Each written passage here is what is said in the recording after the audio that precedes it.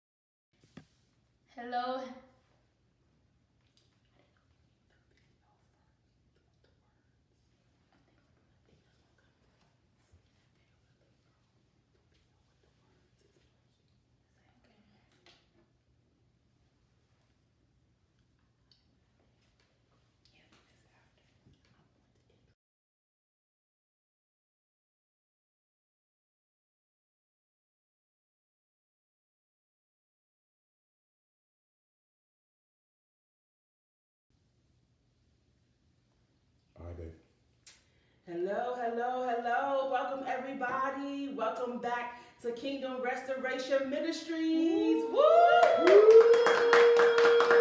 We are so excited to be back with you this week for part 2 of Ugly Duckling, Beautiful Swan.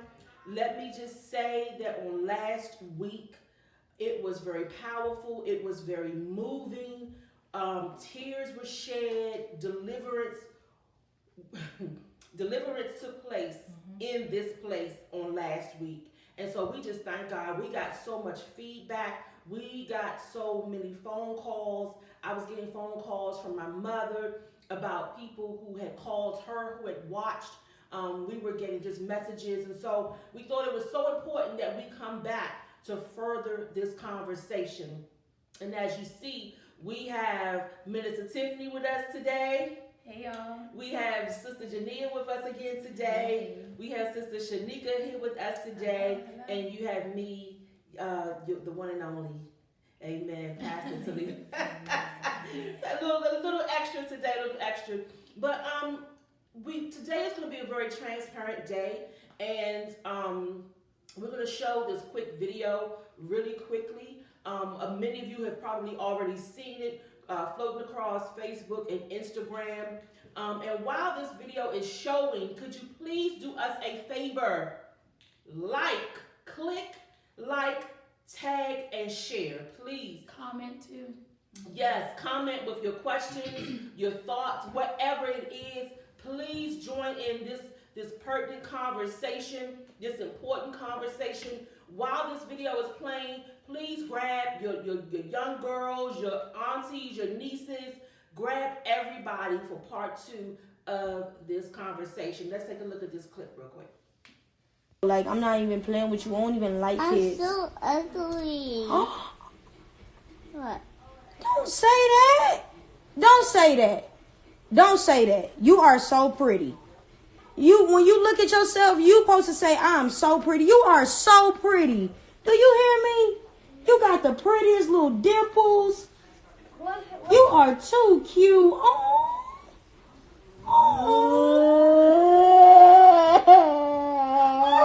No, you gonna make me cry. You're not ugly.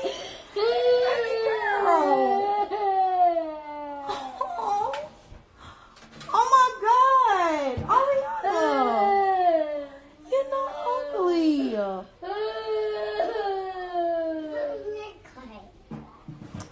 Baby girl.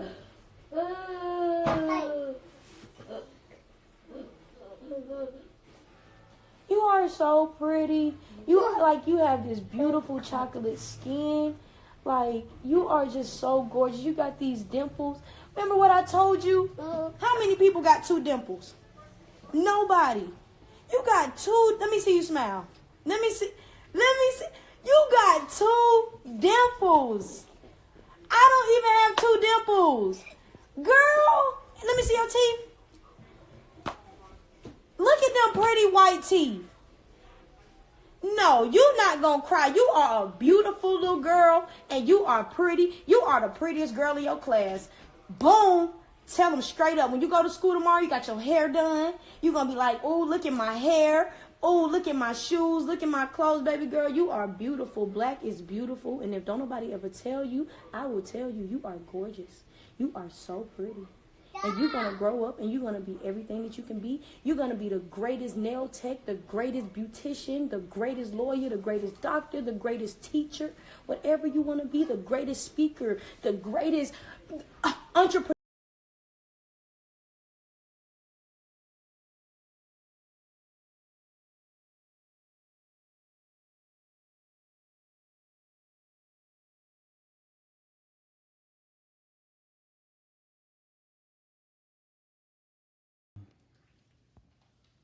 Hey, so welcome back. As you can see, that was a very, very powerful video. It was a very powerful message in that video. And one of the things that we want to talk about today is healing the little girl trauma. Healing the little girl trauma, because it starts somewhere. There's a root to it. It starts somewhere. And the first thing I'm going to do is, this is a very transparent moment for me. for many of you who know me and have known me intimately, you know that I am very conscious about my eyebrows because they are very thin. As a matter of fact, they're almost non-existent. I would say. But today I said, you know what? I said, Pastor, or I said, babe, I'm going to go like this today. I'm going to allow people to see me without the eyebrows, without the eyeliner, without all of that extra stuff.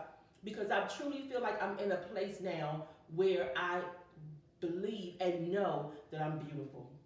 And so I want to just talk. We're going to jump in here. We're going to allow each of the young, beautiful ladies to just reintroduce themselves. And we're going to jump into this conversation. And we're going to start with Minister Tiffany. Hey everybody, I'm Minister Tiffany Bryan. I'm ready for this conversation for part 2. Part 1 was definitely transforming. And so I hope that part 2 will do that same thing and even greater. Hey everyone, I'm JuNia Bryan, same as Tiffany said. Ready for part 2 to see, everything that everybody's able to get out from it, because part 1 definitely got a lot of great feedback from it. Hey everyone, Shenika here again. Just to reiterate the sentiments of everybody, part 1 was amazing. There was some healing and some transformation going on, during, after, the broadcast, and so I'm just excited about what today will bring. Absolutely. So as we said, and of course this is conversation. There's really no format or anything. This is just strictly conversation. But we're talking about healing the little girl trauma, and that little girl in the video, you could tell that somewhere along the line, at 4 years old, somewhere along the line, someone spoke something to her, and she believed it. She truly believed it to the point where she almost knew that it was wrong for her to say, but she still believed it. So I guess the question is, when we talk about healing the little girl trauma, where does it start? We know it starts from their little, but where does that hurt come from? Anybody want to jump in? Where does a hurt come from? I would have to say that the hurt definitely comes from when you're a kid in school. Because when you're at home, your parents don't talk to you like that. Some parents. Okay, let me go back and change that comment. Some parents don't talk like that. But I think if we were to go even further past school, then it can also ultimately start with the parent. And the parent not knowing who they are. Like some parents may not understand how words can really, really cause some damage to their child, because maybe it could be an instance where the parent just does not care. Like they had the child, but they don't care about the child. And so because of that, my insecurities are not going to be inflicted on you. And so I think it starts at home. It can definitely start at home. I think the other side of it can start at school. I agree, and I think also what is portrayed on social media as well as TV, I would say they're doing, a better job with representation. But I think especially for when we were younger, we didn't see dark-skinned girls or chocolate girls on TV like that. It was always the light-skinned girls. And sometimes even now, they would switch out actors in movies so that it is somebody who's lighter skinned, who has the curlier hair. So if you're a child watching these shows and you're like, well, nobody looks like me there, so it's like, am I wrong? Am I not supposed to look like this? Is there something wrong with me? So yeah. That's good. Remind me to come back to, is it wrong? Yeah. Go ahead, Shenika. I tend to agree. I think a lot of it is your peers. When you get a little bit older, and your peers at school, it could be in your neighborhood and stuff like that. It starts from the outside. People either making these comments, "Oh, you're ugly," or "You're black," or "Blackie," or whatever the little comments that people make. And if you, and like you said, and like Minister Tiffany said, But it does start in the home, because if you have a strong reinforcement at home, if you have a mother and a father saying you're beautiful and telling you that, my son, I tell him often, he thinks I'm crazy, and I will tell him like, I'm a king, say it, and he look at, I'm a king, you know. But I want him to get that on the inside of him. So because you know there are gonna be some mean kids that's gonna tell him otherwise, but he's gonna be like, no, my mama said I'm a king, so I'm a king, and you know what I mean. Like so it does start in the home, and you know, parents who are aware, because sometimes if you know, when you know better, you do better, and sometimes you know, our parents didn't know any better. It's not, you know what I mean, because their parents didn't know any better. So now that we're becoming more aware of, you know, how to raise our kids and how to instill certain things in them, we can start changing, you know, some things. And I think that goes back to your comment about, is it wrong? Like, if we take it all the way back to when African Americans first got here. That's where I was going. Our skin color was not acceptable. How dark we were, our hair, our features, the way we walk, our body shapes, none of those things were acceptable, because going back to that European standard, that was the exception, that was the rule. If you did not look like this, dress like this, sound like this, your hair didn't move a certain way, then what you had was ultimately wrong. And even when we think about families during those times, they told their children to close your mouth. Whatever they said is what they said, and you can't fight back against that, because if you do, that'll cost your life. And so that is then turned into, okay, well, let me now in our modern day get plastic surgery. Let me find different things that I can enhance. Anything that I don't like, going to the narrative of anything I don't like, I can change. You got to be careful about that, because if not, anything you don't like, you can go and surgically change, and then you are externally damaged for good, and then internally damaged for life. Like that's eternity. Yeah, and you went exactly to the place where I wanted to go, because there is a root that even goes beyond being in the home. Yeah. There's a root that goes beyond childhood culturally. Culturally, we've been told this is not okay. You know, the way your big lips, your big cheekbones, or your high cheekbones, or you know, the tone of your skin, your complexion, you know, your wide, you know, end, you know, we've been told that's not right. You have to have a thinner nose. You have to have thinner lips, which now it's not even a thing anymore. Opposite. It's the opposite. It's the, you know, what we were once clowned about, or what we were once, you know, marked for, you know, or marked as being ugly, is now being celebrated. But or bought or injected, you know. But it's amazing, because when you think culturally, they took us from a culture where we celebrated our beauty. The marks, we celebrated those things, and they took us out of that culture and then said, you now have to conform to this culture. Because if you think about it, in where we were originally, we celebrated those things because it meant that you were of a standard, or you were of a stature, or you came from a specific family. Like with the mark on my forehead, that could mean that I came from something. I came from money. Whereas now it's like you got a mark on your face. You got you know, like marks all over your body, or whatever, or bruises or whatever. And it's just like, nah. Like we have to. I think that we have to go back to celebrating the differences. And I think, like you said, that the world is doing a better job at doing that. But I think that they can even go even further. Anybody else want to jump in there? Not yet. So I think what is so important is that word celebrated, because we celebrated each other, you know, and it got to a point where we started believing, or we started conforming to what society said was beautiful, was normal. We started conforming to it.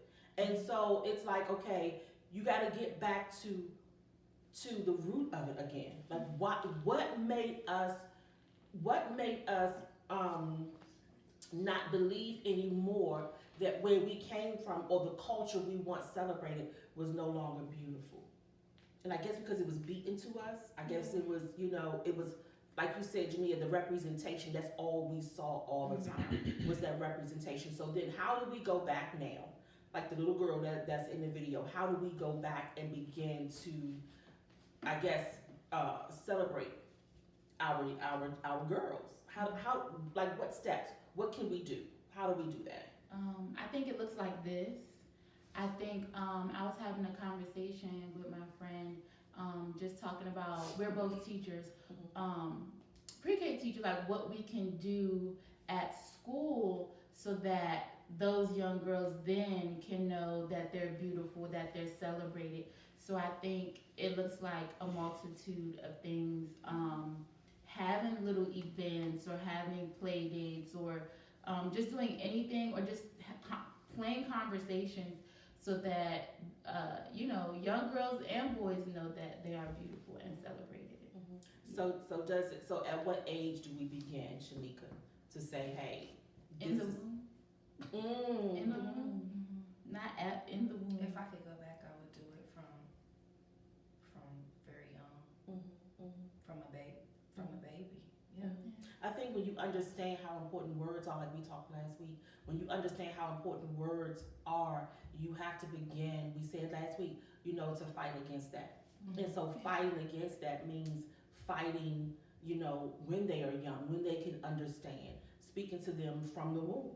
Because this little girl at 4 years old, like we don't know if she heard it in school, we don't know where she heard it, but if she had a sense of who she was at 3 years old, at a year old, maybe it would have changed her How she responded to whatever it was that was said to her. Yeah. You know what I mean? Because when you're sure of yourself, when that's been instilled in you, it's hard for the outside to penetrate what's already, you know what I mean? So it's like, okay, you said I'm ugly, but I know I'm not ugly, so next. You know what I mean? Once you get that from the inside of you, then like it just kind of rolls off your back. It can, we say, because words are powerful and they do hurt, but when you have that strong foundation of understanding, and even as a little child, they know, they can pick up on it. They might not be as aware of it as we are, but they know. You can put that in them when they're young, to where when someone says something, just like the word of God, if somebody says something that's opposite of it, then you know that's not, I can't take, that ain't real.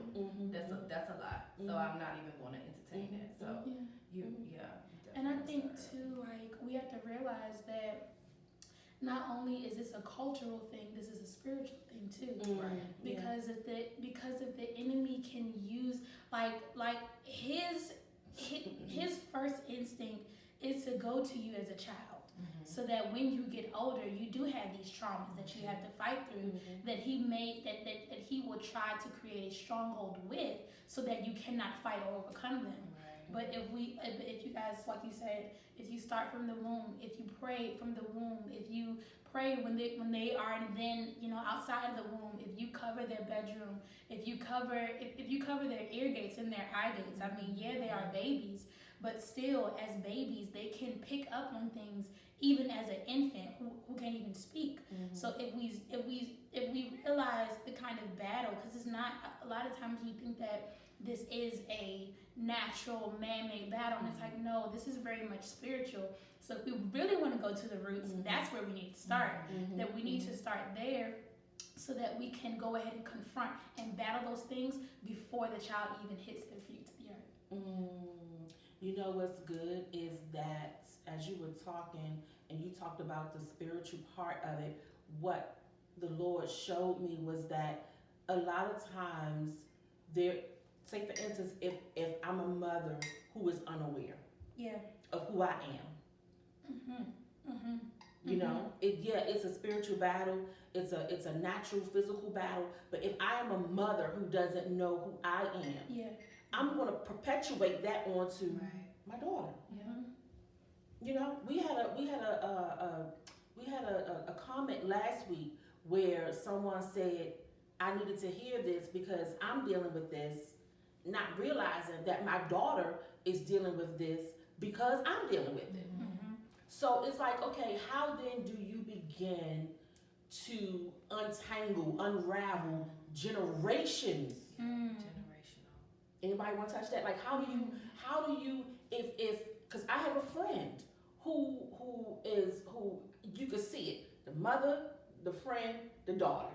Mm-hmm. Like it's literally, you could just see the lack of self-esteem. You can see all of those different bad qualities, and from the grandmother to the mother to the daughter. Mm-hmm. So how then do we begin to unravel generational stuff? I think it first starts with being self-aware, because if you're not aware of what you say out of your mouth and how what your mother has said it affects you, and then now what you're saying is affecting your daughter, then we can't really start to get anywhere, because first you don't even know. So if we tackle self-awareness first, then we can get to, okay, now that you're aware of this, are you ready to do the work? Because some people are fully aware of what they say or what they do, but some people are complacent and they're like, well, I'm this age, you know how they say about older generations, like you said, they're not going to change. I'm stuck in my ways. So until they are self-aware, one, and then two, are ready to put in that work to change, then that's where we begin. So then there has to, before you can even get to breaking down the barriers of beauty and building the self-confidence, you got to first be aware of what you're doing. Right. Because you want to say something, Shenika? I'll let you finish. I was just going to say, you can't even get to when we talk about generational stuff, you can't even begin to help your daughter out or your son if you first don't realize that the behavior or the words that were spoken to you from your aunties and your uncles and if you don't realize that those things were wrong, that what you're speaking is wrong, that self-awareness, you can't even begin to do it because you're going to think that what you're doing is okay. You're going to think, go ahead. You want to go first? I was gonna say, as we were talking about, like, how do we start? And I always have to go back to I Love Me because I love that group so much, and I wish that it was around when I was a little girl and I was coming up, because that is, it takes a village to raise children. It really does. Yes, it does. And sometimes, the parents aren't really equipped. They have children, but they're not necessarily equipped. So the village comes in the form of Darcel and I Love Me, and you have a group of wonderful women and other parents that can take these young girls under their wings and do for them what their parents may not even have the capacity to do.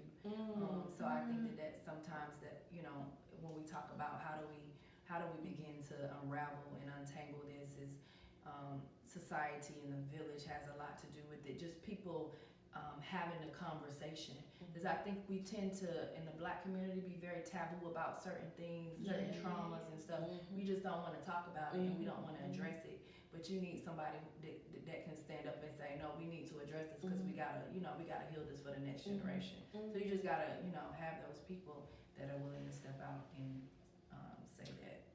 That is so important because it seems like as time has gone on, we have lost that sense of village. It takes a village. It seems like we've lost that, but and we've lost some of that, and then we're in this generation now, or we're in this time now where we say mind your business. Like it's like what's going on in my house is in my house, but you have this little girl that's suffering. Something was inflicted upon her and she's suffering, and because you come from a generation that says don't open your mouth. Just keep your mouth closed. Your house is toe up and it's just gonna be toe up. And your daughter's gonna grow up and have a daughter and her house gonna be toe up, and it's just gonna go on and on and on. So like, and I think going back to the word that you use, language is, I'm heavy on language, and you said capacity. Mm-hmm. Some people Mhm. do not have the bandwidth to be able to understand what type of conversation to have and how to even go about it, because they never had the conversation. So if we were to try to break that chain in the generation, sometimes they may, and I'm gonna give some parents and grandparents just a little bit of credit, because y'all may understand that a conversation needs to be had, but because you've never had that conversation had done with you, you may not have that bandwidth or the language toolkit to be able to say this, and this. Or even be vulnerable to Or even even be say, vulnerable. Because I think there is this scare tactic of being vulnerable and saying, I feel this. Yes. I don't like this. This makes me upset. I want to actually cry about this, but because I have to keep my mouth shut Right, and be strong. and be And be strong, strong. Yeah, and because yeah. I cannot let this dirty laundry be aired out, I have to now suffer internally and silently, which is causing more damage, because now not only is my skin a problem, but now me emoting is a problem. So now I have to deal with my skin not being acceptable, emoting being difficult, and now still walk into the fullness of myself. How do I do that? How do I understand myself if I can't emote? I cannot understand all of myself if I cannot even emote the fact that I'm angry about what you just said, because you told me from a child to close shut my mouth. To be quiet And about didn't, it. like you said, and didn't give me what I needed Yes. to be able to communicate to you Yes. what I'm feeling, to Yes. communicate the hurt, to communicate the fact that I was touched by so and so. Yes. You know, because even those things, oh God, that's a whole nother Oh my God, yeah. that's a whole other conversation, because even those things, being touched by people, it doesn't necessarily have to be that someone called you ugly, but because you were touched by someone, that could cause you to feel dirty, which in turn makes you feel ugly. Yeah. And so because we don't, it like Shenika said, in the Black community, it's like it's taboo to talk about certain subjects. You know, here we have this generation and generations of teens, adults, you know, who can't communicate and can't, like you said, emote properly to be able to even begin to say, this is what I feel on the inside. Right. Because we did not learn that language. The language. Like, Can I it's make a comment real quick, yeah. you guys? So Love Nicole says, sometimes when you begin to help those in front of you, it can also bless those next to you. When leaders begin to confront those traumas within our babies, it can open up the eyes for the entire family to address other traumas and be vulnerable. And I think that speaks to a lot of what you guys were just saying. Is sometimes, just like the young lady from last week, sometimes you don't know what you don't know. You didn't even know you need to sit here and chime into this conversation. And it's like eye-opening, like, wow, we've been dealing with this and I didn't even know I was carrying it, carrying it. So it does take those people to actually have those conversations that start to spark other things, so people can get their healing. It's so good, right? It goes back to equipping. It goes back to that self-awareness, and that's why it has been so important for me, you know, to be able to bring this, because I remember some years ago, JuNia and we talked about it. And a lot of it stemmed from, you know, my personal experience, and a lot of it stemmed from her personal experience, and just the need, the awareness within ourselves, and then because we were aware, seeing that same thing, and you know, being able to see it in someone else. Because we became aware, you know, through whatever it took, we became aware. And so it's like, okay, now that I'm aware, now, oh, wait a minute. Why is she always holding her head down? Yeah. Why can she not look me in my eyes? Why can't he look me in my eyes and directly talk to me?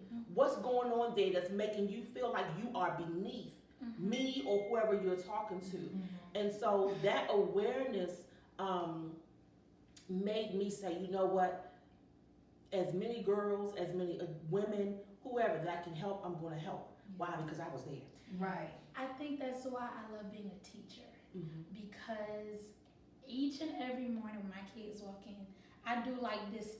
I know that I'm a teacher and then that we can't say certain things, but I do a full spiritual scan. I just be looking and I just be wanting to twist my head a little bit, and I'll see that their eyes may look a little low, or they're slouching a little bit more than normal. And I'm like, hey, let me talk to you. Come over here. They're like, well, I ain't do nothing. I know you didn't do anything. Just come here. And so one time I looked at one of my kids and I said, why are you slouching? What's wrong with you? Nothing. No, let's talk, because now I see something, because I'm aware, because you have made us aware of ourselves, where I can go and I can say, this is an issue, let's attack it together. And I think that even if you don't, and this is for anybody, like even if you are aware of those traumas within your family, and you don't have someone else who is also aware, or who may be aware but don't want to deal with it, I think regardless, you should still, what is determined as being strong or strength is attacking it and saying, okay, I'm not going to allow another day or another whole entire year to go on and not address it, even if it's by myself. Even if, I can't help everybody who's come before me, I definitely will help everybody who's coming after me. They may not be directly connected to me, but they will not suffer the way that I suffered. That's good. That's good. I remember Pastor Jermaine and I, we were doing some ministry work, and I kept seeing this young lady stare at me. And she kept staring at me. And we were, busy doing whatever, but I caught her. I became aware of her looking at me. And when we were finished, she came up to me and she was like, I was minister at that time, and she said, Minister Talita, she said, you were so beautiful. And I was like, in my mind, because there's still some, like, girl, like, whatever about me. In my mind, I was like, wow, But then I immediately said to her, you are beautiful too. Yeah. And you know what her response to me was? No, I'm not. Wow. Hold up. Let's check it. Right. That was Why do you feel that way? Yeah. Why do you feel that way? And so a lot of this, what we're doing now, also stems from that, because I wanted to grab her up, and I wanted to be able to grab the young girls and say, hey, let's get together and let's sit and talk, and let's go out and have some fun. Let's do all these things, just so that I could kind of interject myself or inject, whatever the word, into their situations and see where they were. But not only is it sort of taboo and to talk about certain situations, but even the church won't deal with certain situations. Because when I tried to get some things together, I kind of came against some walls, I guess. So my thing is, even sometimes in the church, and that's why we're addressing this now, because even in the church, these are kingdom issues. These are kingdom issues. In order for you to know who you are, you have to know whose you are. Shenika, I see your wheels spinning. I was just thinking, because heaven reflects earth where it should. Let me think. Earth should reflect heaven. Earth should reflect heaven. So it does go back to it is a spiritual situation issue, because when you know who your king is, when you know who your father is, and all that stuff flows the way that it's supposed to. But when you have a disruption there on the earth, then it can disrupt things in the spirit, and so you gotta figure that out in the spirit. And I feel like a lot of people don't know that. Yeah, and that's why we talk about healing the little girl trauma, because there is, and I think what we have to do is identify. We got to go back and identify at what point was the disruption. And I think sometimes in talking about church, sometimes church can get too much into this is protocol. This is what the program says. That we have this group for this, or we have this group for that. That they don't go beyond that and be like, okay, what is the Spirit saying? So what I really love about us is that we're not, this Sunday is the first Sunday, so we gotta be now white and our black and do this and do that. But this Sunday we need to talk about this.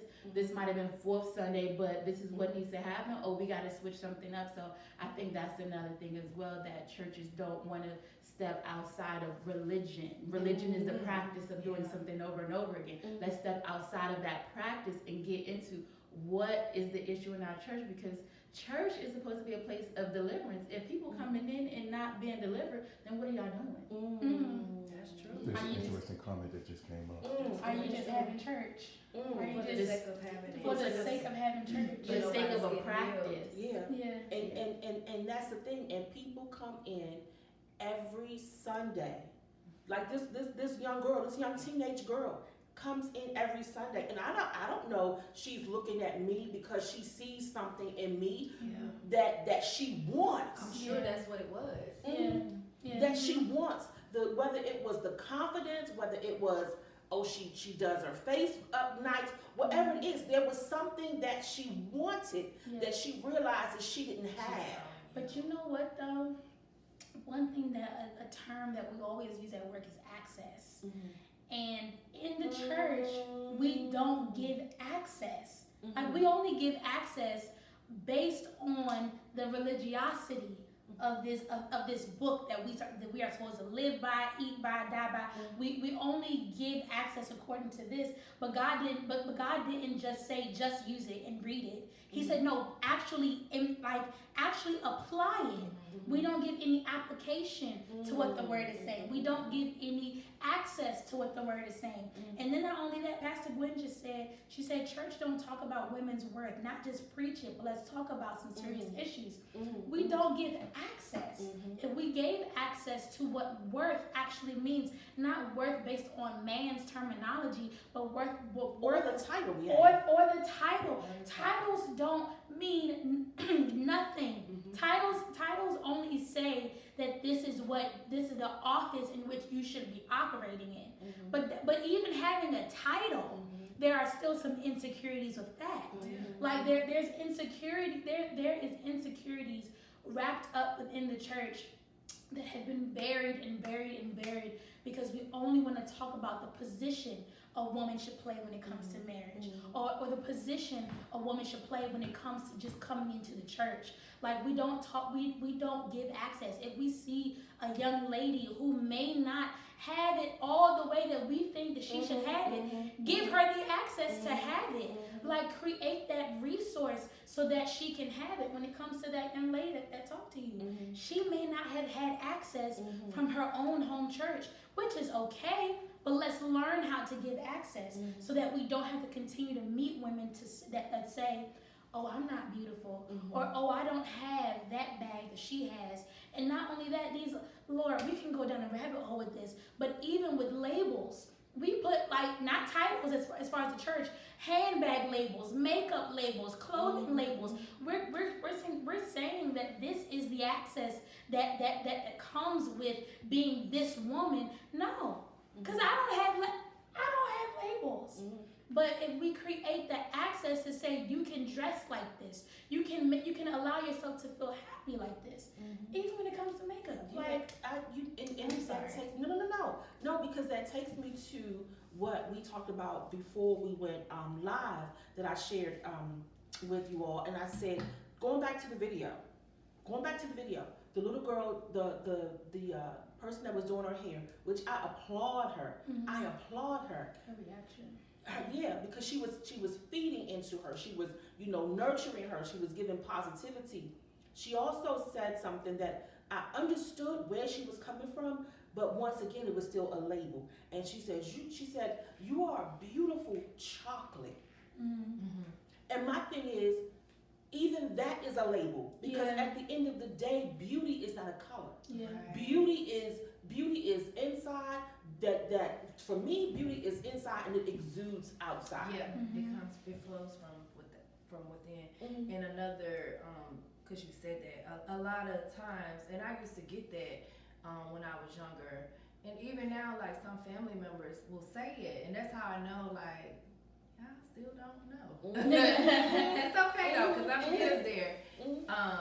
But and y'all probably heard it too. You pretty for a dark skinned girl. My God. I'm like, that's not a compliment.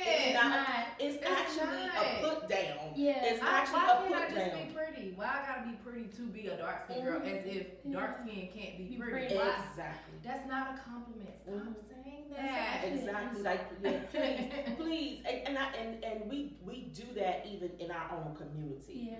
We have basically taken on what society has said, and we inflict that on each other. You know, oh, you're red bone. You're you're light skinned. Yes. You know, oh, you're chocolate. Oh, you know, all these things. You know, and that those are labels. Mm-hmm. Those are labels that further inflict or perpetuate that narrative of what beauty is supposed to be. Can I interject one thing? And I know this is y'all Sunday, but you made me think about something when you said that, Pastor T. It took me back to when we were dating. And you probably don't even remember this, but we were dating and we were at my sister Lori's house, and a classmate came through. And he didn't know that we were dating because we kept everything under wraps, but it was a classmate. And he looked at you, now mind you, we're in our 40s. He looked at you and he said, man, you fine and you pretty. If you was just a little lighter, I would really give you a shot. You know what? And you don't even remember that, but I remember that. I don't remember it because I probably didn't pay 2 cents to it. My God. Because at the end of the day, catch and release. You know, at the end of the day, when you have come through, not that I dealt with a lot as a child, however, you see the differences. You know, in our family, as far as the grandchildren are concerned, I'm the only dark grandchild. I'm the darker. I'm the darker grandchild. When you come up and, you know, kids are, you know, clowning you about, you know, you not having eyebrows and things like that. And I remember one time trying to draw my eyebrows, draw one on because my hair was covering my eye. So I just drew one on and I realized the wind was gonna blow, you know, and show. But when you come up, you know, like that, and God begins to speak to you and really tell you who you are, people can say whatever they want to say. And it's like water on a duck's back. It's just gonna roll on. I probably had more pity on him because he don't know. Because he don't, Because he think that was a compliment. Yeah, it wasn't a compliment to me. Anytime I say thank God, because I know I shouldn't have been with you. Right. Yeah. That just lets me know. A blessing right there. Right. That just lets me know, God, you blocked that because you made me darker. Okay. Appreciate it. You know, Because he wouldn't have been able to handle the woman that exudes, like, whether she's light skinned, dark skinned, middle skinned, whatever, he would not have been able. It had nothing to do with her skin color. Mm-hmm. I think it has everything to do with I think it has everything to do with the presence that a woman carries that is contrary to what that person may be used to. Because they probably wouldn't have been able to handle it, and that's okay. And you know what else you just made me think about? When people talk about, and I keep thinking about that little girl in that video, when people talk about, you know, you're ugly, you're this, you're that, a lot of times it is a deflection and it's also a reflection because it is a deflection of what they feel about themselves. You know, they put you down to try to feel better about themselves. Exactly. They put you down to try to lift themselves up, and it is a reflection of what they think, how they feel about themselves, how they grew up. You know, it's causing them to basically look at you and project everything off on you that they don't like about themselves. Right. And that even happens as a child. It happens in elementary school because maybe the bully is not getting love from their parents. And so because they don't even know what love looks like, sounds like, or feels like, the person who exudes love, they will then deflect all of that on that person, which is why we have girls like us who have been bullied for no reason, but because we carried something that the other person wished that they were able to carry as well. And that's why, regardless of who is saying negative things to you, still carry that love, still carry that peace, still carry that joy. Because one thing that love, joy, peace, kindness can do is wash out poison. And you want to be able to still uphold that. So even if you are being talked about, don't think of it as it always beating up on you, but still carry that same presence that you had, because it will drive out the people who are trying to talk negative to you. It'll in turn make them try to love themselves a little better, because what they're saying is not going to change who you are as a person.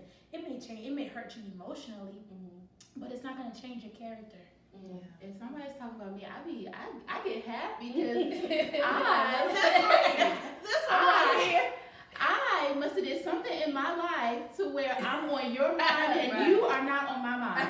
So if you want to talk about me, go ahead and talk about me. Talk about my business. Get my name out there, because you are advertising me that I didn't even pay you for. So go ahead and talk about me, okay? Talk about my hair, what I got on today. Talk about my lashes. Talk about all of it, because I'm getting free advertisement. So go ahead and talk about me. I'm excited because I did something to be on your mind 24/7. So I have a little cousin who, and I hope she's watching, because I asked her mom to make sure that she tuned in today. And it's so funny that, I would run into her over the holiday weekend, and she's kind of going through the same thing, and she's a young girl, she's 13, and she is so beautiful. She is so beautiful, but she don't think so. And she moved from Georgia to South Carolina, so she's in a new school, and so she's going through where the girls are bullying her and telling her, oh, you're weird, or you're not, and so she's going through a lot. So I just want to lift her up. But I was telling her, you're beautiful, number one. Number two, it's okay not to fit in. Like, you don't need to fit in. You were designed to be exactly who you are. And once you realize that and you start to walk in that, the other stuff it'll flow away. It'll run down your back. So I hope she's watching today, because I wanted to lift her up, because we all went through that where you would second guess yourself, and I'm looking at her like, how could you think that you're ugly? But she does, because this is what she's hearing, or thinks that she's weird, or she's this, or she's that, because some kids at school told her that. And it's amazing you say that, because it seems like this particular topic, even though we know is something that is so prevalent, has been ongoing since the beginning of time, but it seems like now in the days of social media and a lot of, you hear a lot of bullying in school, that it's like really coming to the surface. Because I have a niece as well who it's funny to me, because she reaches out and she texts me, and I told Pastor Jay, and I was like, I'm a whole adult woman, but she texts me videos of herself. She texts me, hey, what you doing? Just randomly. And I'm sitting here, and I'm not a phone person. I'm not, I don't do a lot of, chit chat on the phone or texting or anything. And so, but she texts me like we girlfriends, but it goes back to, it goes back to, I saw her over the summertime, and she was just kept looking at me, and auntie this and auntie that, and she was playing in my head, and I was like, look, girl, now don't lift this part up over here, cause she was like, is this your hair? And I was showing her how long my hair really is, and she was, but I caught that. Talking about being aware, I caught it, and I was like, okay, she's admiring something about me, and so she's like, put your number in my phone, so I'm like, okay, girl, but I gave her access. Yeah, you did. I gave her access, and so now she calls me, she texts me, and so we were talking the other day, just very briefly, and she was like, what are you doing? WID or something. And I'm like, I You got 40. I'm Right. I'm like, okay, I'm at work. And so she was like, oh, text me when you get off from work. I was like, okay. And so I forgot what I asked her. It was something like, oh, do you she was like, she was bored. She said she was bored. And I was like, you're bored? I said, you don't have your little girlfriends or friends to talk to or text? And now granted, she moved, they just moved too, to another place in South Carolina. And she was like, no, because they getting on my nerves and they this and they that. And I was like, oh, there it is. So something is going on at school. I don't know if she's being bullied, but she's probably being talked about and stuff like that. And so, just hearing that, I hope she's watching as well. But I just want her to know that even though I'm not her mom, I'm not, I am here. Yeah. You have that access to me, because if I can grab her up now, just by her, seeing my hair or seeing whatever, I think pull that her in. Yeah, I'm excited for this connection with her because it just gives me an opportunity to kind of go back and, be able to speak life and be that for someone that I needed someone to be for me when I was coming up when I was her age. Because that's so important to have those people. And I was gonna say another thing. That's good. This kind of going in a little different direction, but you made me think of it. Go ahead. I used to be really insecure. A little bit, man, like a smidget now, but not really. Okay, because I think I'm handsome. Just sunny and everything. And y'all see those pictures? Those pictures on Facebook. I was like, girl. girl. Me. So. Wakanda forever. Right. Yes. Gorgeous. So, I used to hate when people stared at me, and I used to always feel like it was like they talking about me, or I used to take it as something was wrong, right? And so somebody was staring at me, I get real irritated, like, well, what they looking at? But then I've had girl, and I love women who lift other women up and who can look at another beautiful woman and it's like, I love your hair, girl, or you rocking those shoes, or what. I love women like that. I try to be that type of woman too. And it would throw me off because I'm like, okay, you gonna say something? Like, we just gonna sit here and stare at each other, or what? And then, someone would come up and say, I think you're gorgeous, or whatever, and I'd be like, oh my God, thank you. But I used to take it as, they just talking about me, or, what's wrong with me, or whatever. And that was that, going back again to that mindset that you're not pretty or whatever, but now I'm like, oh, they staring at me, they must think I'm cute, or whatever. Hey, girl. And it's so crazy that the first thing that we think is something is wrong. Yeah. We've been so trained. So conditioned. So conditioned to think that, our black is not beautiful, or that our white is not beautiful, or my, whatever, Asian. We've been so trained that when people do that, the first thing we think is, oh, they staring at my big thighs, they staring at my big, whatever. No, I've had people come up and say, your eyes are gorgeous, and my daughters, they always laugh because when I take pictures, I always, so you can kind of see the slant in my eyes. But people, I may not look like it now, but anyway, it remind me to go back to something about my eyes. But yeah, so people would say that, and it was a thing of, I had to latch on to that. That people, notice in my eyes. Okay, my eyes are beautiful. They're beautiful. Noticing, okay, now people have complimented my skin. And I'm like, you just don't know what I went through. Like, this is for those who, like I said earlier, who know me intimately, you would never ever see Talita walk out of the house like this. Never. We'll be like, you putting your face on today? Right. Yes, and even when I came here today, what did you say? I said, you're not doing makeup today? Because I would never ever. This is the first time this has ever gone out across Facebook Live. This is a very transparent moment. It's very freeing. It's very freeing because I would never walk out the house like this. I would always make sure to frame up my eyes and all that stuff like that.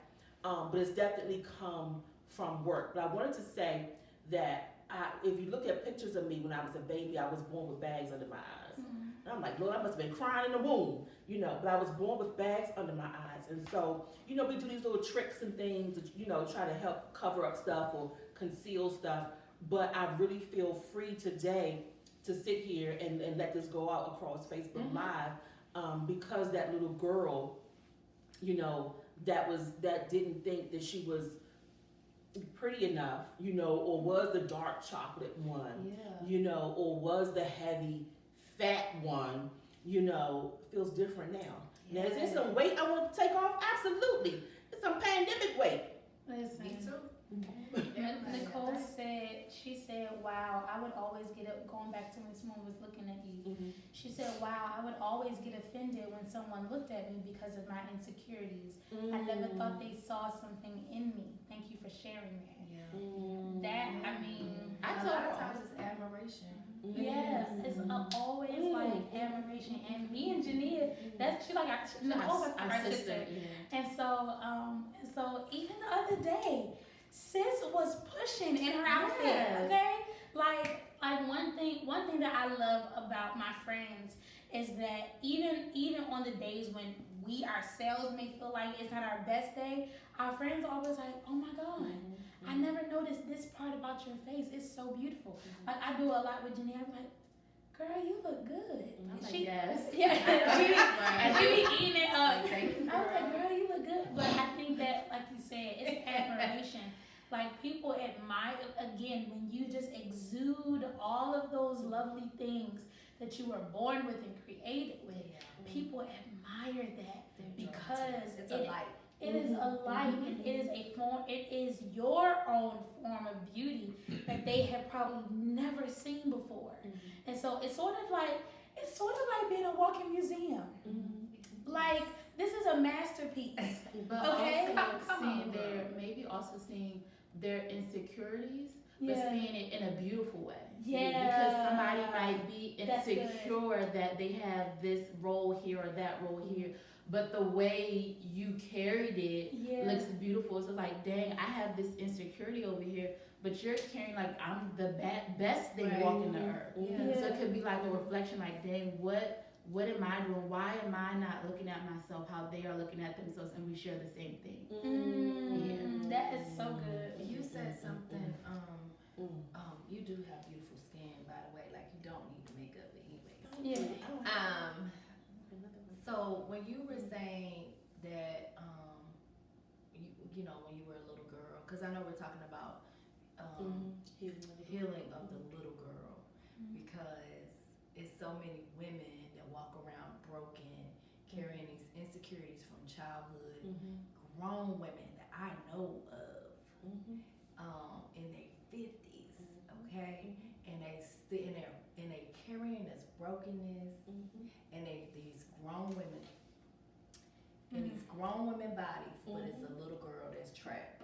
And you said now you can sit here on Facebook with not the full face and feel just fine because you know you beautiful, right? Because that young girl was healed and freed. But there's a lot of grown women, grown men, grown people that have not been freed. So they are walking around these shells of an adult body, but there's a child still stuck in that place, childhood, back where they was told they was ugly like the little girl, and they haven't been healed yet, and so they're not walking in the fullness of who they are. You know, just personally, what has allowed me to heal, because the words don't stop because we get grown. Yeah. Right. The words don't stop because we are no longer in certain situations. People still say what they want to say. People still think what they want to think. Society still, has, their standards. But I think what has helped me, and people may think that this is, it's cliche, but really beginning to see myself the way God sees me. And so when we talk about healing that little girl, you have to begin to see yourself the way God sees you. because you everything about yourself you have to throw out the window. You have to throw it out the window. You have to throw out what you think, what people think, and you have to really understand, okay, God, how do you see me? And we talked about this last week, Genesis 1, where he says how he made us in his image, and when he made us, he said we were good. Anything made in his image is a reflection of him. And he's definitely not going to cause himself, he's not going to think anything different about himself. So what's going on? Nothing. Just talk up. Oh, you can't. So you're definitely not gonna. He's not gonna. Feel a certain way about himself. He's good. He's everything. And so when I began to see myself the way God sees me, what did he say about me? That's when I began to heal. So I couldn't even listen to what people said about me. I couldn't listen to, the relationship I'm in, what that person said about me. No, God, what did you say? Okay, God, I got these eyes. Okay, they're slanted. Okay, they look this way. It's good. God, this is the skin you've given me. God, it's good. God, this is the height you've given me. It's good. Why? I always tell you all that there's a reason why God made you exactly the way he made you. There's a reason why he made your eyes to slant. There's a reason why he made your nose to spread. There's a reason why he made your lips to be full. There's a reason why he made your cheekbones to be high. There is a reason. Because it makes sense. Mm-hmm. It makes sense. It makes symmetrical sense the way that you are. And then for those of us who desire marriage or I always say that God made me this way because he knew that. Can you see that? See what? When you said desirable, I was like, me. right. Oh God, that's another whole topic right there. Like you got to have that self-esteem and that confidence for the person that God's going to bring into your life. There's a reason why God designed me to look this way. Why? Because he knew that Jermaine Allen Pressley was going to be coming down the line. About and it. Jermaine What Allen you Pressley said? Everybody shot. I felt glory in the place. Jermaine Allen Pressley is going to want the high cheekbones. He's going to want a woman with some meat on her bones. He's going to want, whatever. Because this God is the ultimate matchmaker. Okay, I know that we're not talking about specifically about relationships, but in this part of the conversation, God is the ultimate matchmaker because what people may not like about you, God has already designed a person to love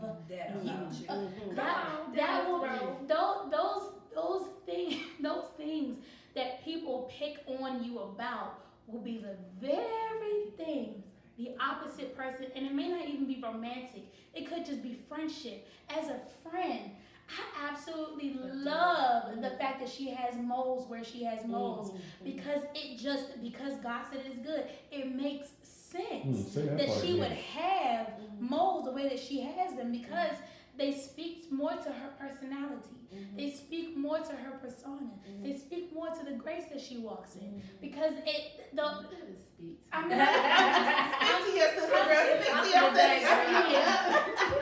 just saying more.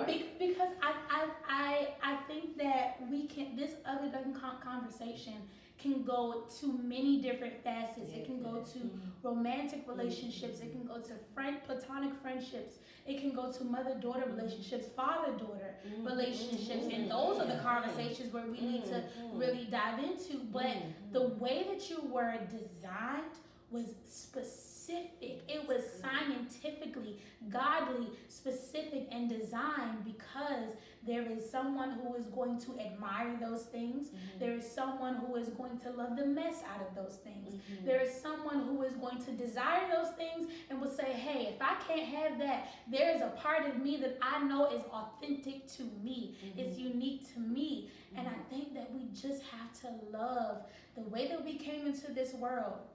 We absolutely have to love all those things. I just remembered, I'm going to be quiet after this. When I was in middle school, my butt was seemingly bigger than all the other girls. Give it honestly now. I got it honestly. But it was seemingly bigger and just a tad bit wider. than all the other girls in middle school. And I used to get made fun of because of that. Like now, the boys would be like, dang, Tiffany. But then the girls would be like, she a little thick, she a little fat. And so JuNia knows this. I felt insecure about my behind and the way that I was shaped. So if it kind of, that insecurity moved me to dress very conservative. I used to cover a lot. I used to wear bigger clothes sometimes. Now at times I did wear, my snatch clothes because I was feeling myself. Then I got to a point where I was like, nah, I feel insecure about this because it is an attention grabber. I don't want to have that attention on me. I just want to be known for me. And so I say to any woman who is shapely, honey, it is the best thing that God could have given you. All of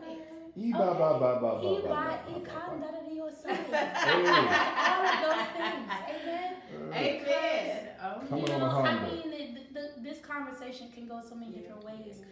But when we talk about loving full self, even as adult women, like loving full self has not always been easy. But with constant loving God and Him loving us back, speaking to God and Him speaking to us back, having those conversations, that intimate moments with Him can definitely build up the structure of confidence within self. Absolutely. And I think also, just along the lines of what you were saying, Minister Tiffany, just being able to recognize, as I was telling my little cousin this, I was like, girl, don't you know that there's only one you in this whole world? Okay.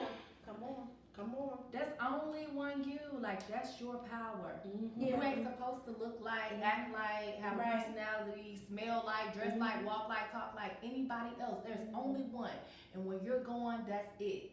Yeah. That's your power. You gotta learn to own it. And that means you might not like your eyebrows or whatever. All of that comes together. All of it, because God said it was all good. He didn't say some of it. He said it's good, all of it. So you need to own that. You need to own that, because that's power to recognize. But if you don't take it too far. Now you gotta be humble about it. But to understand that there's only one you in the whole wide universe. Like, God decided to create you in just this perfect masterpiece, this perfect image.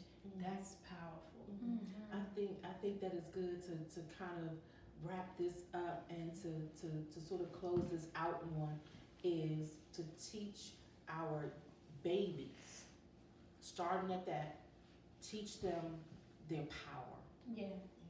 Teach them that they are uniquely designed, and that other people may look like them because you're in the same family. They always say you look like somebody somewhere, but there is still only one you.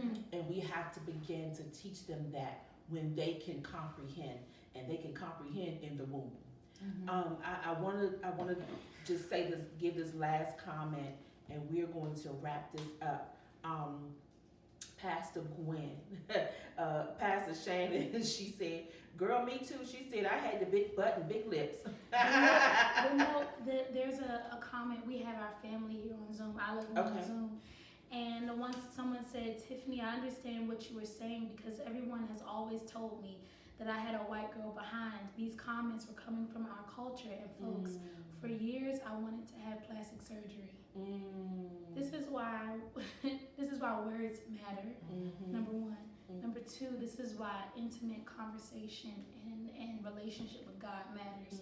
So that every part about you can be okay. Okay. Own that. Own all of it. Own it. All Because of it. let me tell you something. There are clothes that you can fit in that somebody else Okay. won't be able to fit in. That's a whole nother subject. We gotta get two pieces over here. Okay. We I can't do one piece together. Okay. That's so own that, because own it. when you talk about body proportion, oh my gosh, that's another gosh. topic. When you talk about body proportion, and that's why we have these conversations. Yes. Because it is so important. And I know I said one comment, but I have to share these two. One is in reference to Pastor Gwen. She said, as a therapist, she always tell women that you have to deal with the little girl inside and allowed her to speak and express her feelings and the hurt and the abuse. And that goes back to what we were saying before. As we wrap this up, as we close this up as much as we can, because there's still so much to it, we have to give voice to our young people. Yeah. We can no longer, as the church, as a Black community, as a community as a whole, deny our young people their voice. That is their power. The word says that life, that death and life are in the power of the tongue. A lot of times we have these adult women, as Shenika said, who are adults who are still bound because the little girl wasn't healed. And so we have to allow that little girl to be able to speak. Give voice to that little girl, regardless of how painful it may be. Go back to you search and ask God, take me back to the point where the enemy was allowed to come in and to speak otherwise, to speak contrary to what you spoke over me. Yes. Take me back to that moment, because it is that moment that we need to close the door on. It is that moment that we need to seal and cut off and begin to heal the moments and the time after that. So it's so important that we give voice and that we listen to what they're saying and we listen to what is not being said. Look at those emotions. Look at those reactions. Look at those interactions. Yeah. Look at the quietness. You have to be observant. If we're going to heal and help heal each other, we can't be so self-centered. And we can't be so to ourselves to the point where there's someone dying over here because they were never given the chance to speak. And so we want to be that voice. We want to be able to build stronger communities where we produce and we put out strong women. Not only strong women, but strong men. This last comment is from Pastor Shannon Edie, and she said, y'all in the comments, she said some of us were just blessed with what others have to pay for. Well, so but she said, when is the next one? Woo. She said, when is the next one? We We're working on We're it. working on some things. Yeah, It'll we're- happen for sure. Yeah, we're definitely. What I would love to do is to really get us into a room all together, Yeah. in person. Yeah, in person, where we can really invite some people in, invite some of those who have been on the lives, who have expressed on live and Zoom, who have expressed the hurts that they have endured. But we definitely want to do something where we can be more tangible, touchable, reachable. But I guess this is not the end. No, it's just the beginning. It's girl. just This is the beginning. Just 2 parts. There's Yeah. many layers to cover.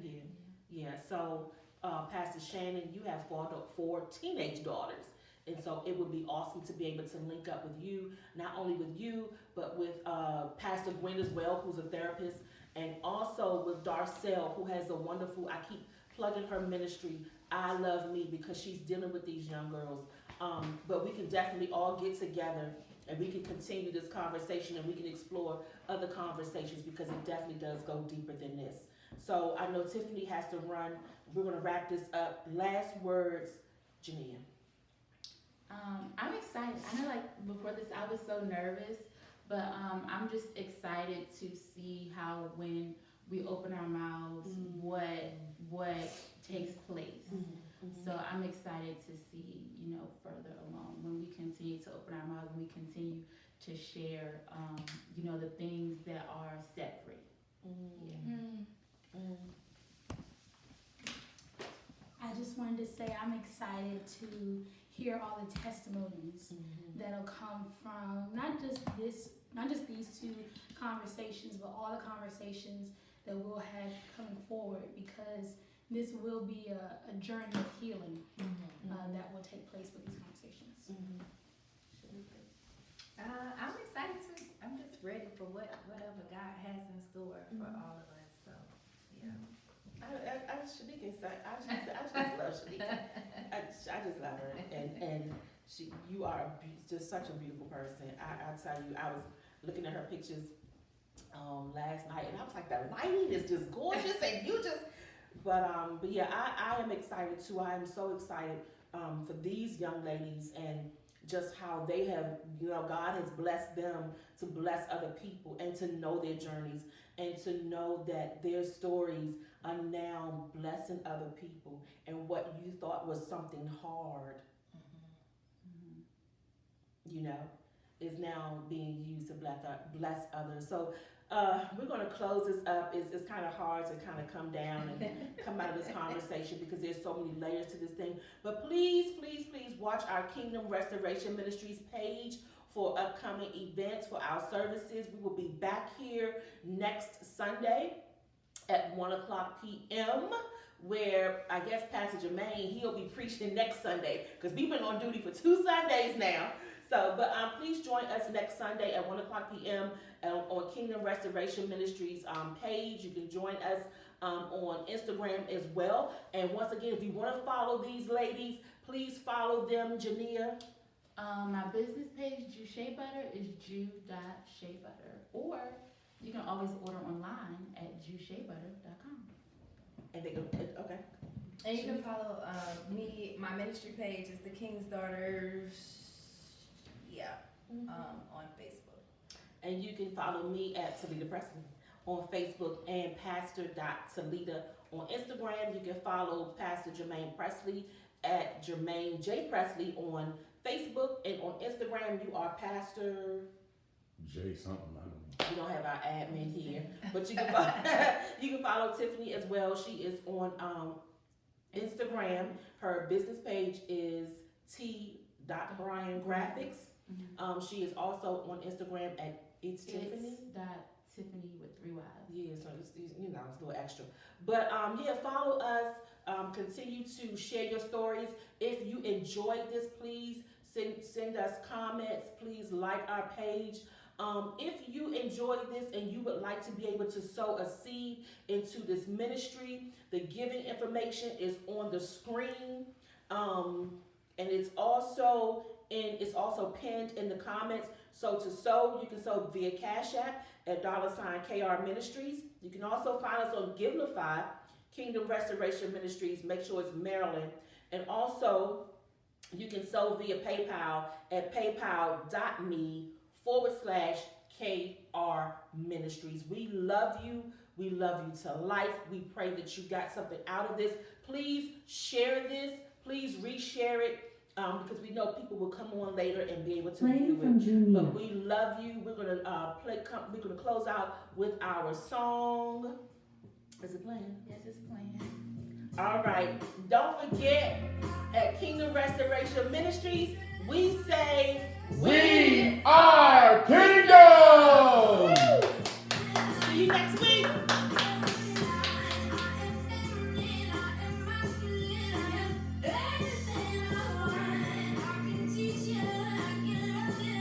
Thank you.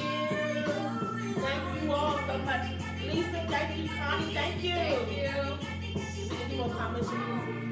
They be saying thank you for this conversation. So they Stay tuned. Follow us so you can see the look.